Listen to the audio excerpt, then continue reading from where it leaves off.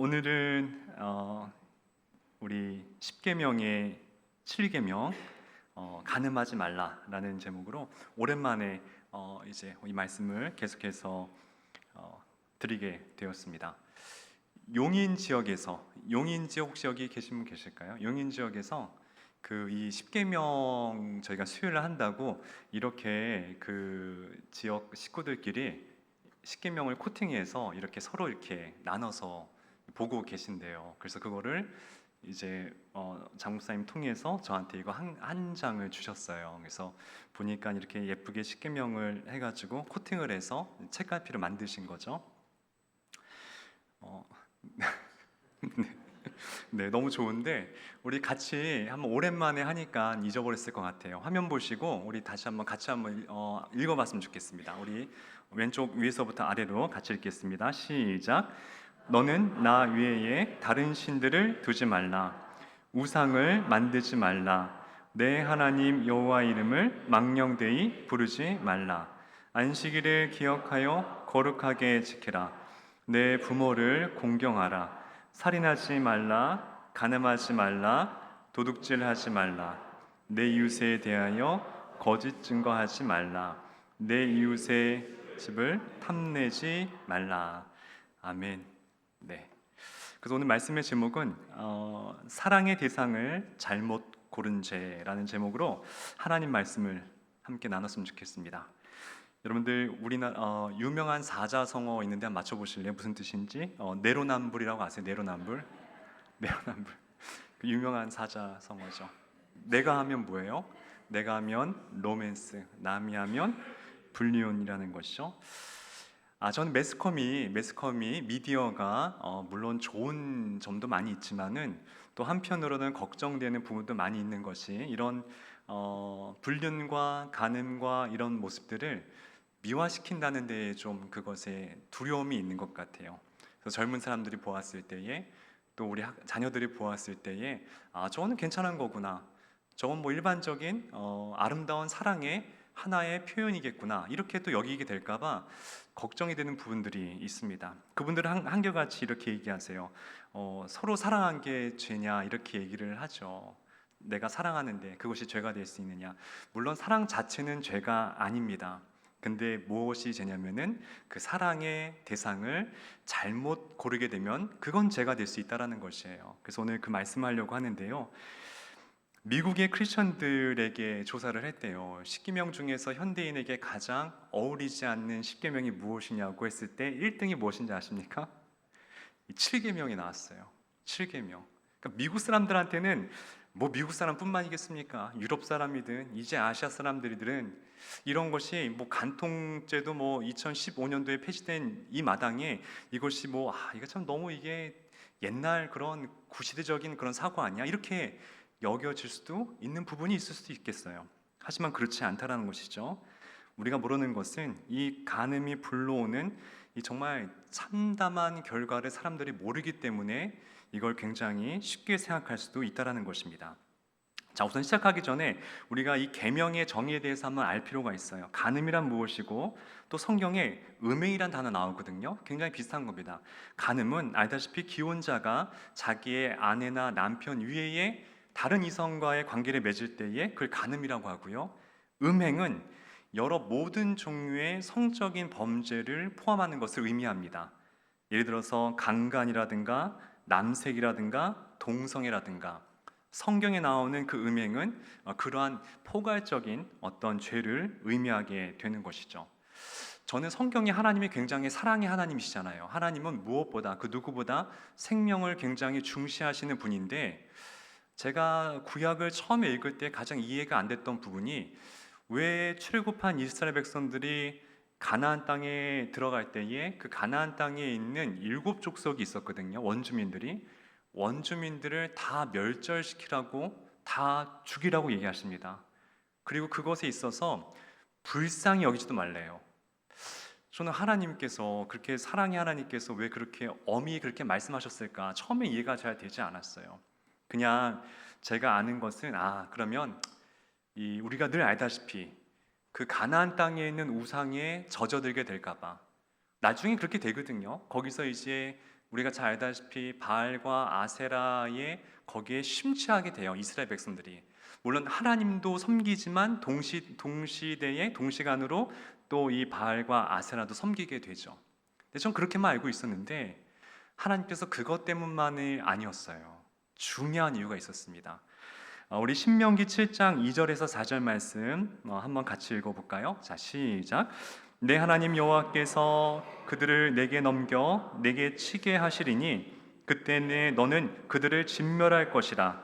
그들과 어떤 언약도 하지 말 것이요 그들을 불쌍히 여기지도 말 것이며 또 그들과 혼인하지도 말지니 딸을 그들의 아들에게 주지 말 것이요 그들의 딸도 내 며느리로 삼지 말 것은 그가 내 아들을 유혹하여 그가 여호와를 떠나고 다른 신들을 섬기게 하므로 여호와께서 너희에게 진노하사 갑자기 너희를 멸하실 것임이니라. 자, 불쌍히 여기지 말래요. 다 진멸하래요.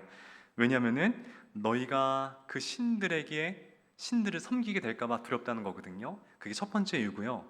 두 번째 이유가 뭔지 아십니까? 가정을 지키게 하기 위함이었어요. 가정을 지키게 하기 위함.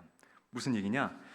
이제 이 레위기서에 보게 되면은 하나님께서 이제 모세를 통해서 율법을 주는데 너희들 가나안 땅에 들어가게 되면은 가나안 땅의 사람들이 얼마나 성적으로 타락해 있는지 너희들 보게 될 것이다. 너희들 그곳에 물들면 안 되기 때문에 그들을 멸하라고 말씀하신 거예요. 그러면 가나안 땅 사람들이 어떤 이 성적인 죄를 지었는지, 얼마나 그 성 풍속도가 문란했는지 제가 레위기 18장에 한번 쭉 열거해 드릴게요. 첫 번째 죄가 무엇이냐면은 근친상간이 만연해 있었습니다. 레위기 18장 12절 15절. 너는 내 고모의 하체를 범하지 말라. 그는 내 아버지의 살부친이라. 너는 내 이모의 하체를 범하지 말라. 그는 내 어머니의 살부친이라. 너는 내 아버지 형제의 아내를 가까이하여 그의 하체를 범하지 말라. 그는 내 숙모니라. 너는 내 며느리의 하체를 범하지 말라. 그는 내 아들의 아내이니 그의 하체를 범하지 말지니라. 이스라엘 백성들에게 준 말씀이지만은 왜 이 말씀을 주냐면은 너희들이 가나안 땅에 들어가게 되면은 가나안 족속을 보게 될 터인데 그들이 그러한 삶을 살아간다는 것을 알려주기 위함이었어요. 너희들 절대로 조심해라 이 얘기한 거예요. 두 번째입니다. 간음이었습니다. 레위기 20장 10절 말씀에 누구든지 남의 아내와 간음하는 자, 곧 그의 이웃의 아내와 간음하는 자는 그 간부와 음부를, 그러니까 간음한 남자와 간음한 여자를 반드시 죽일지리다. 가나안 땅에선 이것이 굉장히 흔하게 벌어진 사건이었다는 것이에요. 세 번째 어떤 사건이 있었냐? 동성애가 만연했습니다. 레위기 10장 13절. 누구든지 여인과 동침하든 남자와 동침하면 둘 다 가증한 일을 행함인즉 반드시 죽일지니 자기의 피가 자기에게로 돌아가리라. 그래서 이 가나안 땅은 굉장히 이만큼 성적으로 문란했습니다. 그 방점이 무엇인지 아십니까? 이거는 뭐 정말 성경에 이런 게 있을까 싶을 정도로 바로 수간인데요. 사람과 짐승이 교접하는 것입니다. 레위기 20장 15절 16절. 남자가 짐승과 교합하면 반드시 죽이고 너희는 그 짐승도 죽일 것이며 여자가 짐승에게 가까이하여 교합하면 너는 여자와 짐승을 죽이되 그들을 반드시 죽일지니 그들의 피가 자기들에게로 돌아가리라. 저는 이 말씀이 레위기에 이스라엘 백성들이 이런 게 있었나 했는데 이스라엘 백성들을 위한 말씀이 아니에요. 그들이 행하고 있기 때문에 한 말이 아니라 그들이 앞으로 가나안 땅에 들어가게 되면은 이 가나안의 그런 성풍속도에 물들게 될까봐 하나님은 그들을 멸절하라 말씀하신 거예요. 그리고 죽일 때에 불쌍히 여기지도 말라고 한 거예요. 불쌍히 여기지 말라. 그런데 알다시피 이스라엘 백성들이 가나안 땅에 가서 가나안의 7 족속을 다 멸하지 않습니다.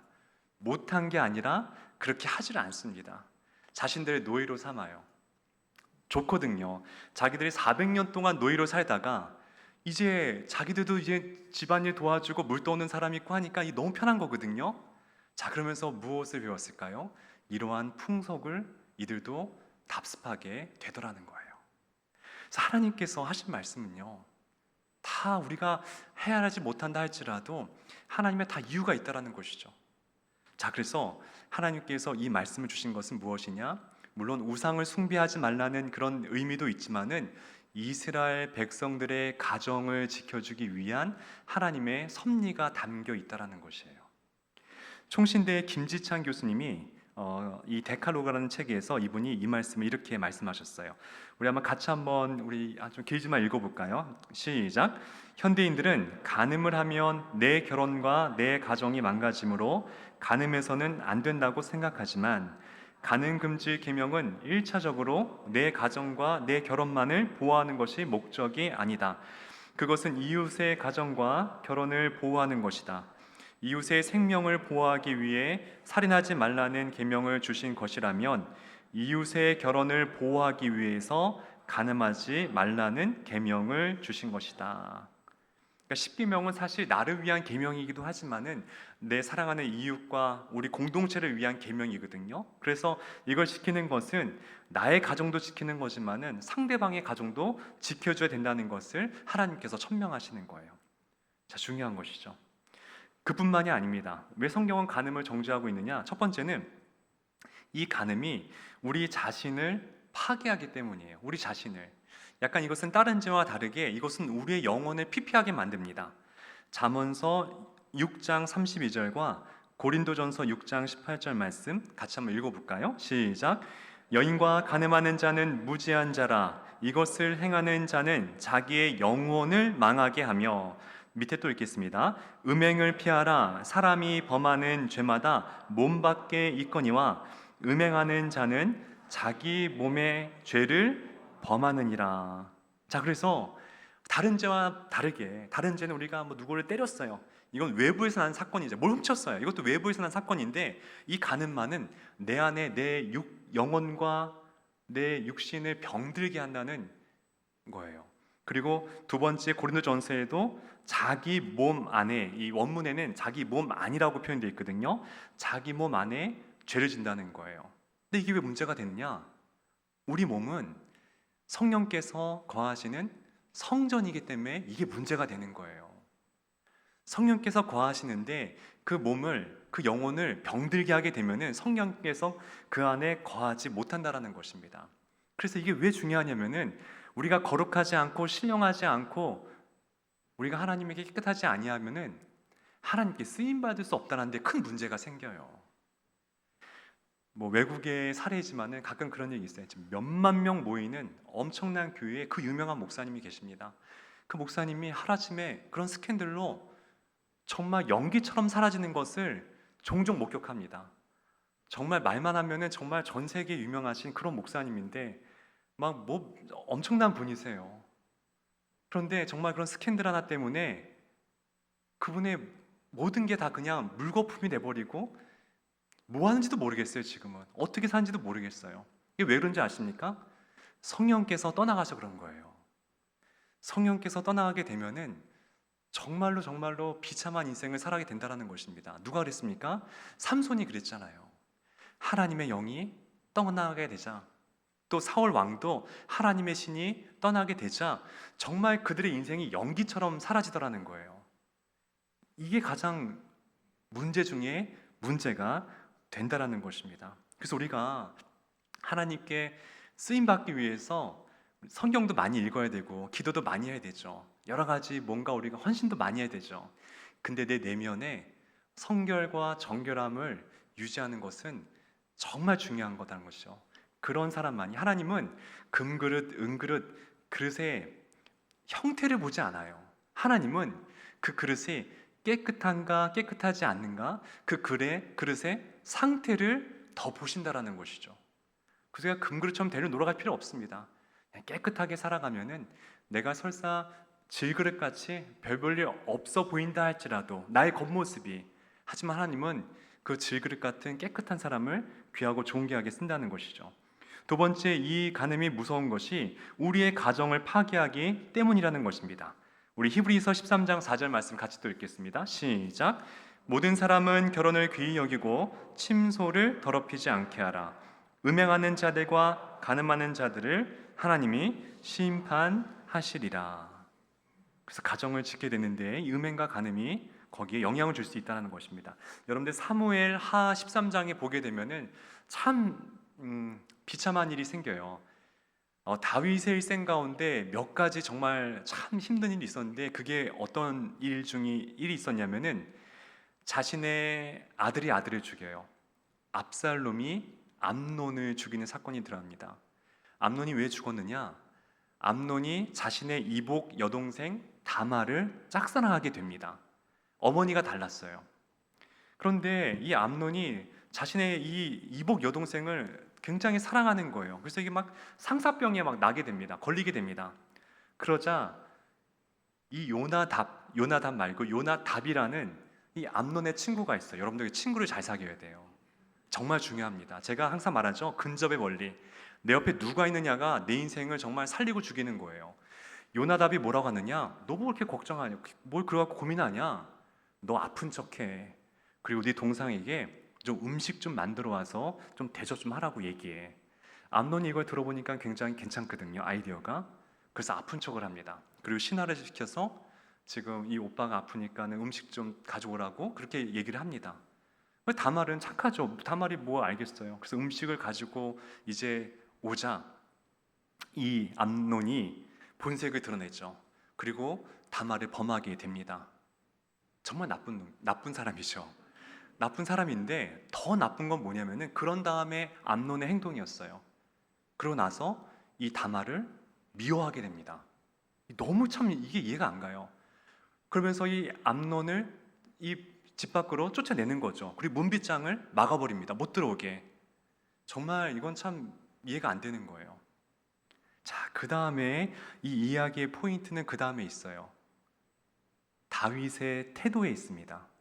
다윗의 태도. 아버지가 이 사건을 들었습니다.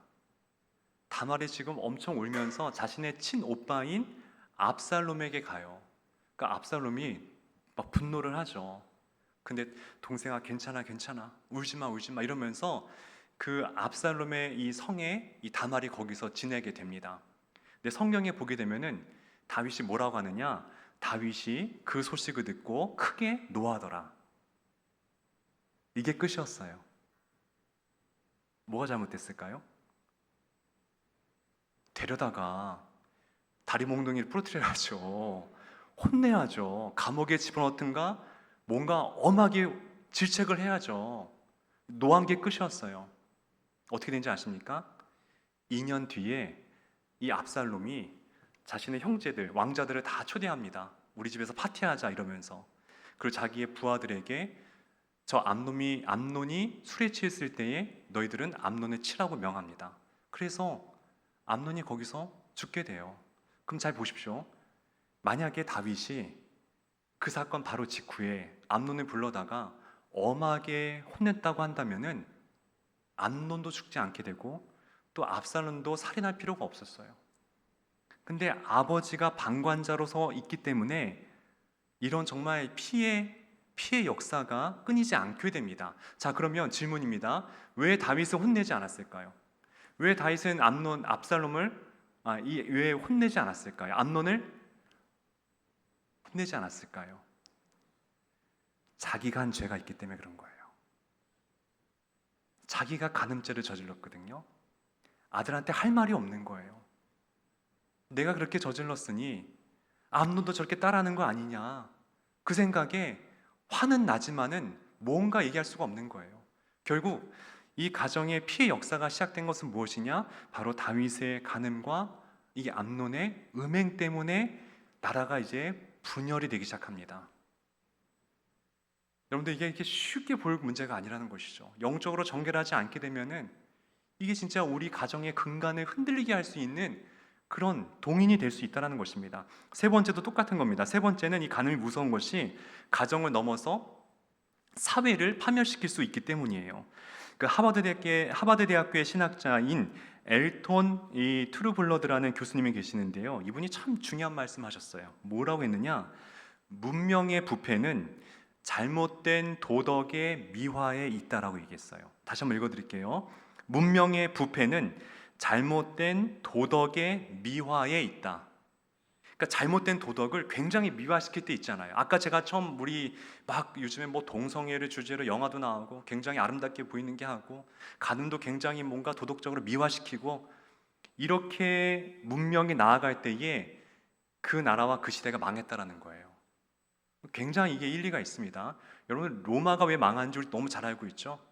성적인 타락이 이 내부에 있는 그게 원인이었어요. 여러분, 폼페이우스가 이제는 이 화산 폭발로 멸망하잖아요. 그 한번 유적들 보신 분, 유적들 벽화나 그런 거 보실 분 계실 거예요.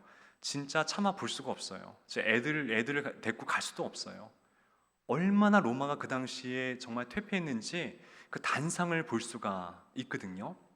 근데 그 로마가 처음부터 그랬느냐? 아니에요. 로마가 어느 나라 때문에 그렇게 물든지 아십니까? 그리스 때문에 물든 거예요. 처음에 로마가 건국하고 BC 500년 동안 초기에는 로마도 굉장히 건강한 가정을 유지한 가정이었대요. 그런데 로마가 그리스를 침공해서 이 그리스를 정복하게 됩니다. 그런데 정복만 하면 됐는데 거기에 이제 이 어떤 이 음란한 것들을 로마가 이것을 배우게 됩니다. 그래서 망하게 되는 거예요. 그래서 이 역사학자가 뭐라고 얘기했냐면은 참 중요한 얘기를 했어요. 로마는 그리스를 정복했지만 그리스의 다신 문화와 오염된 성 문화는 마침내 로마를 정복하고 말았다. 되게 참 이게 기가 막히더라고요. 우린 로마가 그리스를 정복했다고 생각했는데 알고 보니까 이 그리스의 오염된 성 문화가 마침내 로마를 정복했다는 거예요. 그래서 결국 누가 이긴 거냐? 둘 다 패배자지만은 어쨌든 둘 다 승자가 없다는 거예요.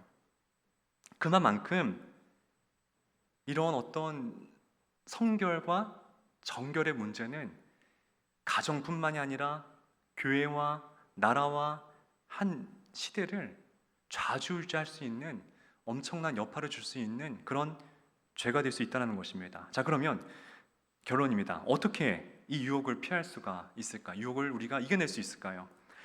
첫 번째는 피하는 겁니다. 피하는 거예요. 유혹 앞에서는 싸우는 게 아닙니다. 무조건 36개 이 줄행랑을 치는 게 그게 가장 최고예요. 디모데후서 2장 22절 같이 읽겠습니다. 디모데후서 2장 22절 시작. 또한 너는 청년의 정욕을 피하고 주를 깨끗한 마음으로 부르는 자들과 함께 의와 믿음과 사랑과 화평을 따르라. 자, 말씀 잘 보세요. 정욕을 어떻게 하라 합니까? 피하라. 싸워서 극복해라. 그렇게 얘기하지 않습니다. 피하라는 거예요. 말씀 다시 한번 잠깐 보여주겠습니까? 그 뒷분에 보게 되면은 또 그 뒤에 뭐라고 얘기하느냐? 깨끗한 마음으로 부르는 자들과 함께. 혼자서는 힘들다는 거예요. 제가 계속 옆에 나의 믿음의 친구가 얼마나 있냐에 따라서 우리 인생은 정말 아름답게 가꿔질 수 있고 또 우리는 타락하고 넘어질 수 있다는 거예요. 내 옆에 누가 있냐에 따라서. 근데 디모데후서 말하잖아요. 깨끗한 마음으로 부르는 자들과 함께 의의 믿음과 사랑과 화평을 따르라. 혼자선 힘들어요. 내 안에 내 믿음을 지켜줄 수 있는 믿음의 동역자가 반드시 있어야 된다는 것이죠. 잠언서 6장 27절 말씀에 이렇게 써 있습니다. 또 같이 읽어볼게요. 시작. 사람이 불을 품에 품고서야 어찌 그의 옷이 타지 아니하겠으며 사람이 숯불을 밟고서야 어찌 그의 발이 되지 아니하겠느냐. 남이 하나와 통관하는 자도 이와 같을 것이라. 그러니까는 불을 피해야 되잖아요. 그 숯불이 있으면 밟지 말고 도망가서 곁길로 가야 되잖아요. 근데 품고 있으면은 어찌 상하지, 내 몸이 상하지 안 상할 수가 있겠냐는 거예요. 그럼 무조건 피해야 된다는 것이에요. 요셉이 무엇을 잘했느냐? 그걸 잘했어요. 보디발의 아내가 유혹할 때에 성경을 자세히 보게 되면 보디발의 아내가 한 번만 유혹한 게 아니었어요. 매일매일 유혹합니다. 매일매일. 그때마다 요셉이 잘한 것이 도망간 거였어요. 피한 것이었어요. 만약에 여러분들이 믿음이 좋아서 딱 보디발의 아내와 딱 만났어요. 여러분들 유혹해요. 그러면은 사모님 여기 잠깐 앉아보세요. 우리 성경 공부합시다. 지금 아마 음란마귀가 있는 것 같은데 우리 사형리를 좀 공부합시다. 예전에 뭐 아담과 하와가 죄를 지어서 우리가 천국에 못 가게 됐는데 이러면서 그렇게 성경 공부를 한다고 한들 이길 수 있을까요? 그렇게 같이 있으면은 이미 100점 100패가 됩니다. 뭐 거기서 뭐 기도를 해주겠다? 절대 안 돼요. 그냥 피하셔야 돼요. 도망가셔야 돼요. 그게 하나님의 방법이고 하나님의 지혜라는 것이죠. 피하는 게 비겁한 것이 아닙니다. 그게 가장 현명한 하나님의 방법이라는 것이죠. 여러분들 어느 날 그 어거스틴 아시죠? 어거스틴이 옛날에 굉장히 방탕했습니다. 그래서 그가 10대 때 그 아들 사생아도 낳고 되게 좀 이렇게 방탕하게 살았어요. 그러다가 그가 이제 로마서 말씀을 읽고 그가 회심해서 이제 하나님의 사람으로 변하게 됩니다. 그리고 정말 하나님께서 평생 이제 살아가게 되는데 그가 변해된 다음에 자신의 고향으로 딱 돌아왔는데 옛날에 자신과 사귀었던 여인, 그러니까는 거리의 여인이었죠. 거리의 여인을 만나게 된 거예요. 그러니까 그 여인이 이 어거스틴 보니까 얼마나 반가웠겠어, 얼마나 반갑지 않겠어요. 그래서 나연아, 나 좀 만나고 가세요. 이렇게 길거리에서 유혹을 하더라는 거예요. 나연아. 근데 이제 어거스틴이 변했잖아요. 근데 어거스틴이 뭐라고 대답한지 아십니까? 진짜 멋진 대답을 해요. 이렇게 대답합니다. 너는 너지만 나는 내가 아니다. 네, 이럴 줄 알았어요. 아무도 이제 뭐 무슨 얘기야 이러는데 다시 한번 들어보세요. 너는 너지만 나는 내가 아니다. 옛날에 내가 아니라는 거예요. 난 변했다는 거예요. 그러고 이 어거스틴이 재빨리 그 길에서 그 여인을 떠났다는 겁니다. 피했다는 거예요. 이게 진짜 하나님의 지혜요 방법이라는 것이죠.